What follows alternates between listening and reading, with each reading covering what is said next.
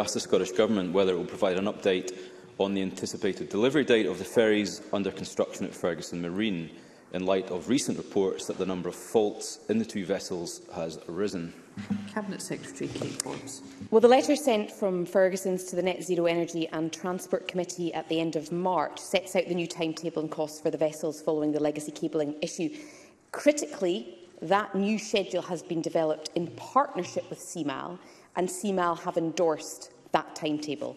801 will be delivered between March and May 2023, and 802 will be delivered between October and December 2023. At the request of the NZ Committee, the Ferguson Marine Chief Executive updates the committee on a quarterly basis, and the next update is due at the end of June. Jamie Greene. Can I thank the Cabinet Secretary for that answer? It's also a very welcome shift in tone from the SNP benches after the disgraceful comments made by one of their MPs in Westminster, who asserted that we somehow need to change the record and stop talking about ferries. Well, let me say to the government benches, the islanders of Arran that I spoke to this morning are furious, and they want us to do anything but change the record on the issue of ferries, Presiding Officer.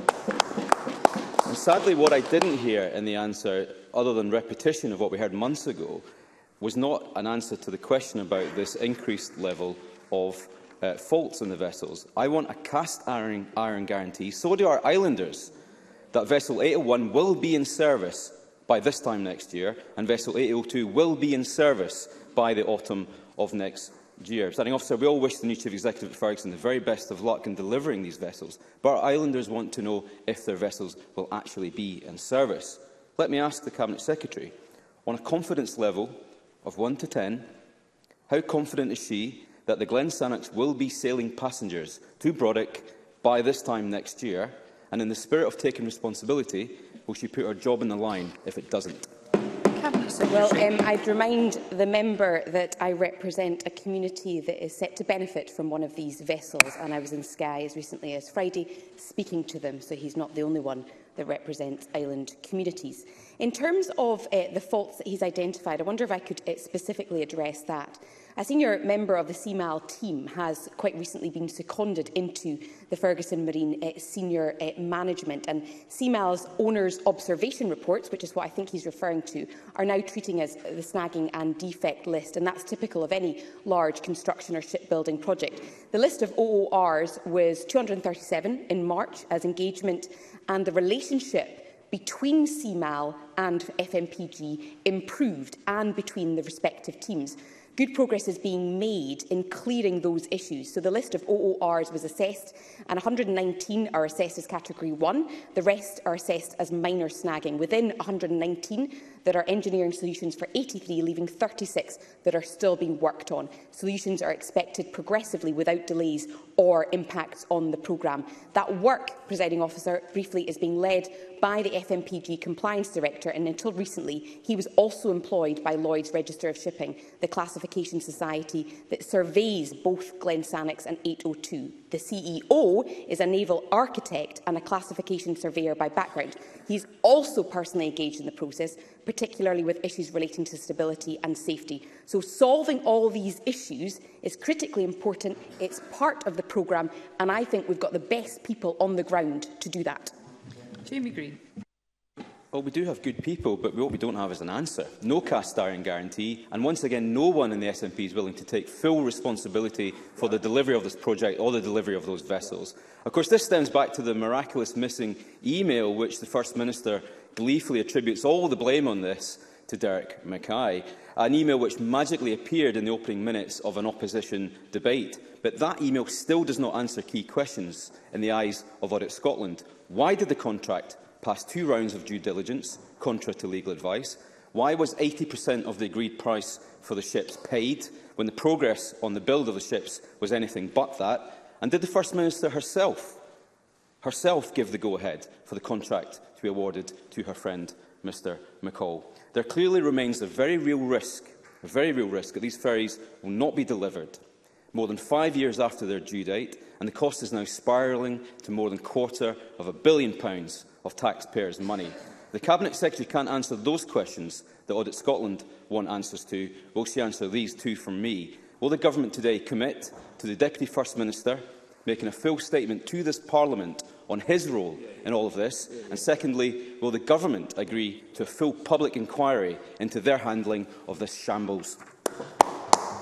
Well, Presiding Officer, I am here once again, another week, answering questions on Ferguson Marine. So in terms of scrutiny for the last 2 months has probably not exceeded any other form of scrutiny. We have said when it comes to a public inquiry, we've of course accepted the recommendations of the Audit Scotland report, and one of those recommendations is to persevere with getting the boats delivered, and after they have been delivered, to do a more in-depth lessons learned.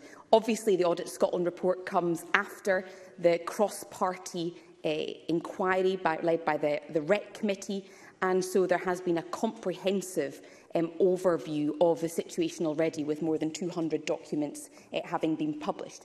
In terms of the specific question he asks, I've been absolutely crystal clear on what I expect from Ferguson Marine in completing the vessels. It was not a document that resulted in delayed construction to the vessels. That is a question of construction, and he doesn't need to believe me on that. He just needs to read the Audit Scotland report on that. That is quite clear that the reason why they are overdue and over budget is a question of construction. And that is why my priority, and I was at Ferguson Marine as recently as last week, that's why my priority is to make sure that these boats are delivered, not just for his constituents, but for my constituents too. Stuart McMillan. Thank you, Presiding Officer. Presiding Officer, does the Cabinet Secretary agree with me that the workforce of Ferguson's are entitled to expect better than these constant attacks from the Tories, where Mr Greene actually was in the yard only last month and heard exactly what was said by the Managing Director? Mr Greene did hear that.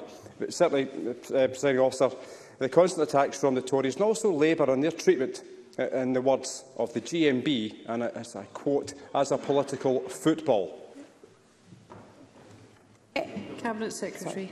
The member is absolutely right. And again, it's not about what I say or what the government says, it's about what the workers say. To hear the GMB blasting the Labour Party and also to hear the Conservatives dismiss the concerns of workers is, I think, really problematic. I was at Ferguson Marine last week. I spoke directly to union representatives and to the workers, and their morale is being eroded. The future of the yard is being questioned as a result of elements of the discussion that is going on amongst politicians. I think it's absolutely right that the opposition hold the government to account, and I think it's absolutely right that the government ensure that there are plans in place to resolve the issues. That is why I am here again, answering questions, why we've had several debates on the issue. It's one thing to criticise government. It is quite another to constantly erode the morale of the workers who have a job to do and whose job is based on their skills and on their talent. Graham Simpson. Many thanks, Presiding Officer. The Cabinet Secretary will be aware of a report in the press today of an email sent from Derek Mackay to Stuart McMillan. She knows that one of the issues around all this has been the lack of a refund guarantee. According to the email from Mr Mackay, he says, and this was sent in February 2015, while CMAL's board, in line with standard industry practice, has a preference for refund guarantees, it has, on occasion, taken alternative approaches to ensure that shipyards, including Ferguson, under its previous owners, were not excluded from bidding for government contracts. So what does the Cabinet Secretary have to say to that, and can she explain why the government has been taking such a cavalier approach to ferry procurement? Well, Secretary. The member will be aware, because I'm sure he's read the Audit Scotland report in great detail, that the Audit Scotland report identifies areas where government has indeed made changes already. They've made changes when it comes to government investment in private companies, and we've also made changes to procurement, and the example of that is very much to be seen in the most recent contract that has been awarded. The contract was awarded by CMAL in its capacity as procuring authority. That's well known, well documented. It's also well known and well documented because of documents that have been in the public domain now for almost 2 years, that CMAL did express concerns about a full refund guarantee, and the documentation, which has been in the public domain for 2 years, although it took the opposition quite a while to find it, because obviously the critical email is the 8th of October, which shows that there were mitigations put in place to combat the lack of a full refund guarantee, including CMAL taking ownership of all equipment and materials that were supplied to the yard, all suppliers having to ensure that they had a full refund guarantee, and the schedule of payments being changed. Neil Bibby. The Cabinet Secretary says she expects the vessels to be completed next year. It's clear that island communities expect a national ferry building programme to create a modern and resilient ferry fleet. The next stage of replacement of the ferry fleet will be to replace smaller ferries, work that could easily be done at Ferguson's. On the issue of supporting the workforce, assuming the current timescales are met, will she confirm it is the Government's intention to award the contract for the replacement of CalMac ferries to the yard, or will that work be going abroad to Turkey too? Cabinet Secretary. Well, can I thank the member for that question, because I think it's the first time he's asked me a question about the future of Ferguson Marine, and I think that is far more critical right now in terms of ensuring that there is a pipeline of work at the yard. The yard are actively pursuing opportunities for future vessel contracts. I don't know if he joined the delegation of cross-party MSPs that went to the yard last month, but the Chief Executive will probably have outlined what they are doing in terms of securing future work, and we will do all that we can to help the yard secure those opportunities.